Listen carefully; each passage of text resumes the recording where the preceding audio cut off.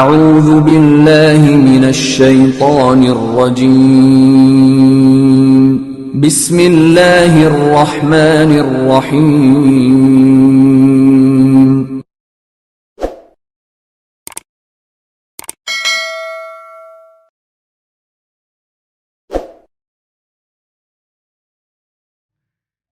یہ وہ آیات تھیں کہ جن میں خداوند کریم نے مومنین کے علامات بیان کی۔ اب اگلا مرحلہ بحث کا شروع ہو رہا ہے کہ جس میں خلقت انسان کے مراحل کو بڑی خوبصورتی سے بیان کیا۔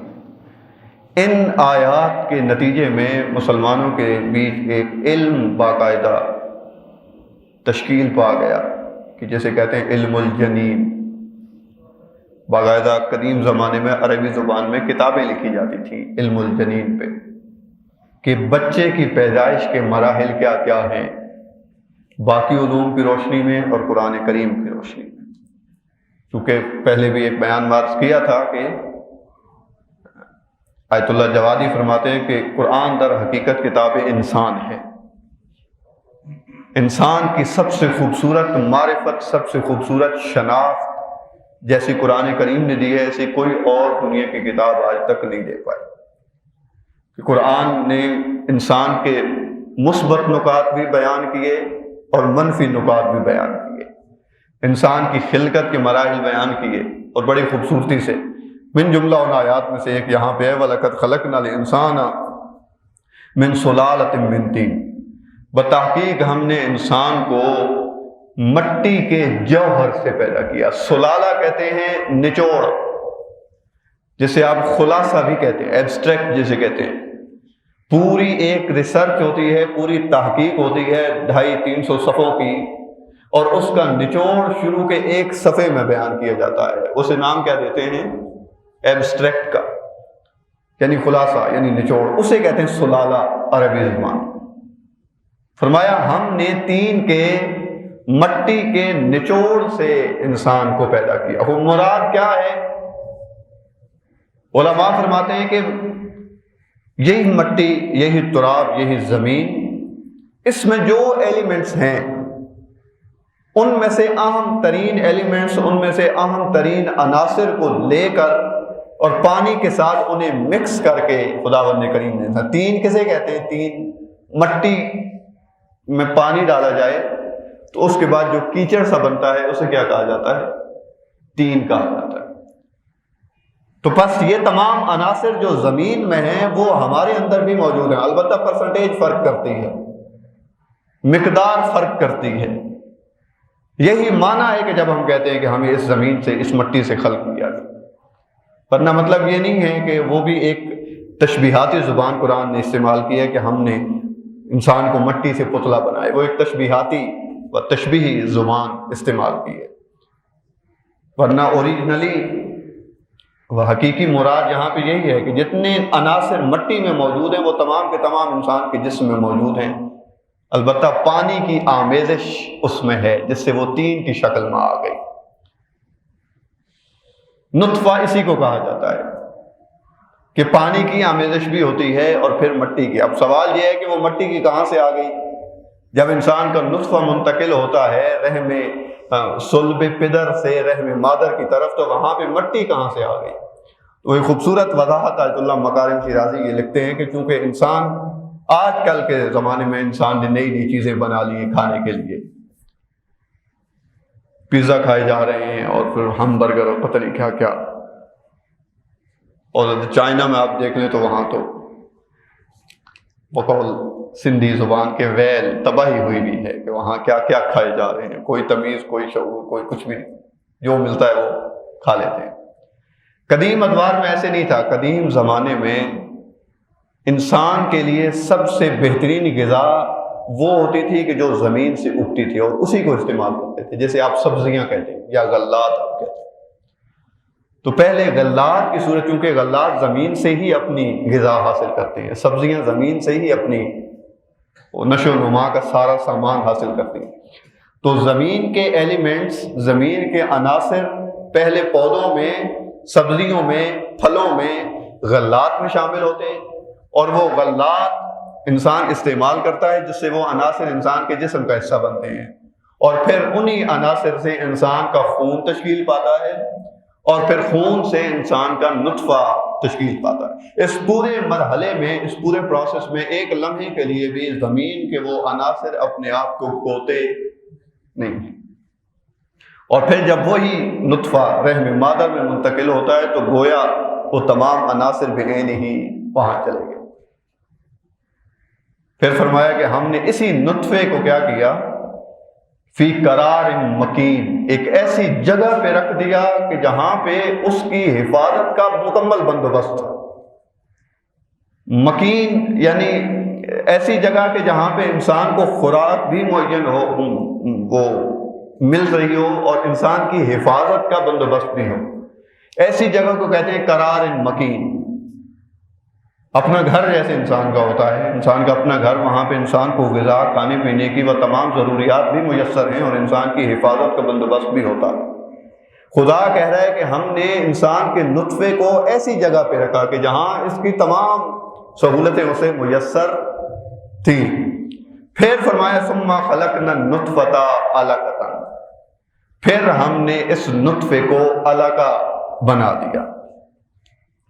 علقہ سے مراد کیا فرماتے ہیں؟ لوتھڑا، گوشت کا لوتھڑا، کہ بہت دفعہ دیکھنے میں بھی ملتا ہے، اور آج کل تو جدید سائنس نے سونوگرافی اور اس ٹائپ کے متعدد آلات کی، جن سے ہمیں پتہ چلتا ہے کہ قرآن کریم نے کتنی خوبصورت تعبیرات کے ذریعے بھی عین ہی وہی چیزیں بیان کی ہیں کہ جو انسان کی خلقت کے تمام مراحل ہیں۔ کوئی اپنی طرف سے مبالغہ آرائی نہیں کی انسان نے۔ اس مرحلے میں فرماتے ہیں کہ انسان گوشت کا لوتھڑا بن جاتا ہے۔ فَخَلَقْنَا الْعَلَقَةَ مُضْغَةً، پھر ہم اس گوشت کے لوتھڑے کو بوٹی بنا دیتے ہیں۔ خوبصورت ترجمہ کیے شیخ صاحب نے، بوٹی بنا دیتے ہیں۔ گوشت کا لوتھڑا یعنی اس سے پہلے اس صورت میں وہ کیا ہوتا ہے کہ اسے آپ دبائیں تو آپ کی انگلیاں جڑ جائیں گی، یعنی مضبوطی نہیں ہوتی، استحکام نہیں ہوتا اس کے اندر۔ اور پھر جب اگلے مرحلے میں آتا ہے، بوٹی بن جاتا ہے، تو پھر جیسے گوشت کی بوٹی ہوتی ہے چکن کی یا ان تمام، اسے آپ دبائیں وہ دب جائے گی، لیکن آپ کی انگلیاں جڑیں گی نہیں، کیونکہ اب وہ مستحکم ہو چکا ہے، مضبوط ہو چکا ہے۔ پھر فرمایا فَخَلَقْنَا الْمُضْغَةَ عِظَامًا، یہی جو بوٹی ہے اسے ہم ہڈیوں کی شکل دے دیتے ہیں۔ پھر اس ہڈی پر فَكَسَوْنَا الْعِظَامَ لَحْمًا، پھر اس ہڈی پر ہم کیا کرتے ہیں؟ گوشت چڑھاتے ہیں۔ پس ان ہڈیوں کی بنیاد در حقیقت کیا ہے؟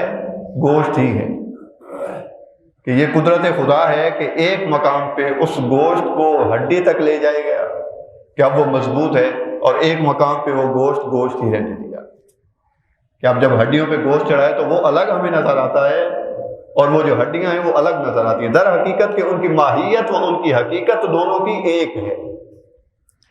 پھر فرمایا ثم انشأناہ خلقا آخر، پھر ہم نے انسان کو ایک نئی خلقت دے دی۔ تفاسیر میں مفسرین نے ما فوق العادہ غیر معمولی نکات بیان کیے آیت کے اس حصے میں، کہ وہ خلقت آخر کون سی ہے، وہ دوسری خلقت کون سی ہے جو ہم نے اب اس مرحلے کے بعد انسان کو عطا کی۔ آیت اللہ مکارم شیرازی فرماتے ہیں کہ یہاں مراد یہ ہے کہ وہ پہلے مراحل اور یہ بعد والا مرحلہ، پہلے کے مراحل سارے اور یہ ایک مرحلہ، اسے قرآن کہہ رہا ہے یہ خلقت آخر ہے، یعنی یہ ایک دوسری خلقت ہے جو ہم نے انسان کو عطا کی۔ وہ اس سے پہلے بھی تو خلق ہو چکا تھا، مخلوق تھا اس سے پہلے بھی، وہ بھی تو قرآن کریم کے بقول اللہ رب العزت نے خلق کیا نا، کبھی نطفہ، پھر علقہ، پھر مضغہ، پھر عظام، یہ بھی تو اللہ نے خلق کیا۔ پھر یہ دوسری خلقت کون سی ہے؟ فرماتے ہیں ان دو خلقتوں کے بیچ زمین آسمان کا فرق ہے، یہ دونوں آپس میں متحد ہوتے ہوئے بھی ایک دوسرے سے جدا۔ فرمایا جب اس سے پہلے تھا تو اس کے اندر حیات نہیں تھی، اس کے اندر قدرت نہیں تھی، اس کے اندر علم نہیں تھا، اس کے اندر ارادہ نہیں تھا، اس کے اندر خواہشات نہیں تھی، اس کے اندر تمنائیں نہیں تھی، اس کے اندر عقل و شعور نہیں تھا، کچھ بھی نہیں تھا۔ درست ہے کہ اسی کا اگلا مرحلہ انسان کامل کی صورت میں شکل میں آتا ہے، لیکن بہرحال وہ مرحلہ اور یہ مرحلہ آپس سے الا ماشاء اللہ جدا بھی ہیں۔ کہ یہ مرحلہ وہ ہے کہ جب انسان میں روح پھونک دی جاتی ہے۔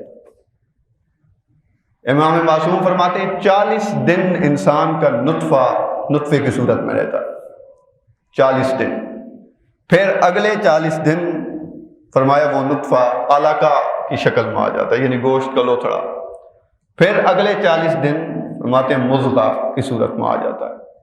تو اس طرح فرماتے ہیں کہ یہ کتنے مہینے، اور اس سے اگلے مرحلے میں انسان پر یہ 3 دفعہ 40 تو کتنے مہینے ہو گئے؟ 4 مہینے۔ اس کے بعد خداوند کریم ایک فرشتے کو مامور کرتا ہے کہ جاؤ اب اس بچے کے اندر یا اس مخلوق کے اندر روح پھونک دو۔ اسی لیے چوتھے مرحلے کے بعد، یعنی جب چوتھے مرحلے میں انسان کی روح پھونک دی جاتی ہے، ہمارے یہاں یہ جائز نہیں ہے، درست نہیں ہے ایبورشن کروانا، جو عام طور پر کروایا جاتا ہے، لوگ بہت آگے بڑھ جاتے ہیں اس میں۔ تو چوتھے مہینے کے بعد اگر جان بوجھ کر ایبورشن کروایا جائے تو اس کی دیت ایک انسان کامل کی جتنی ہوتی ہے۔ دیت یعنی جرمانہ۔ تو شریعت کہتی ہے کہ نا اب تو اس میں روح پھونکی جا چکی ہے، اب تو گویا وہ ایک موجود کامل ہے، بس باہر آنے کی دیر ہے۔ اب اگر اس کا ایبورشن کروایا جائے گا تو وہ گویا قتل ہے، قتل عمد، جان بوجھ کر قتل کیا گیا۔ اب اس میں دیت پوری دینی پڑے گی۔ البتہ اس سے پہلے کے جو مراحل ہیں چونکہ ان میں روح نہیں ہوتی تو اس میں بھی یہ نہیں کہا گیا کہ خواہ مخواہ سے ایبورشن کیا جائے، قتل کیا جائے، بلکہ فرمایا کہ اس میں بھی دیت ہوتی ہے، البتہ وہ اس بعد والے مورد کی نسبت کم ہوتی ہے۔ پہلے مرحلے میں ہی اگر کرایا جائے تو پھر بھی دیت ہوتی ہے۔ ظاہراً اب میرے ذہن میں نہیں ہے کہ ایک چنا یا چند چنوں کے برابر سونا دینا پڑتا ہے دیت کے طور پہ، کہ یہ فقہ میں بیان ہوا کہ کسی مرحلے میں بھی دیت کے بنا جان چھوٹنے والی نہیں ہے، لیکن چوتھے مرحلے میں کہ جب روح پھونک دی جاتی ہے تب اگر ایبورشن کروایا جائے تو وہ باقاعدہ قتل عمد شمار ہوتا ہے اور اس پہ انسان کو دیت دینی پڑتی ہے۔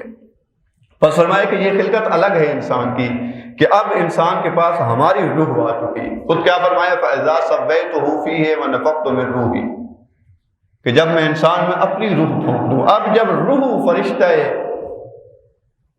الہی نے پھونک دی تو اب اس میں وہ تمام کمالات آ گئے جن کمالات کی بنیاد پر اس مخلوق کو اشرف المخلوقات کہا جا رہا تھا۔ اب سے پہلے نہ اس کے پاس حیات تھی، نہ قدرت تھی، نہ علم تھا، نہ شعور، نہ ارادہ، کچھ بھی نہیں تھا، نفس ہی نہیں تھا۔ تو اب جب نفس پھونک دیا گیا، روح پھونک دی گئی، تو اب فرمایا یہ استحقاق رکھتا ہے، اب یہ مستحق ہے کہ اسے تمام مخلوقات پر فضیلت دی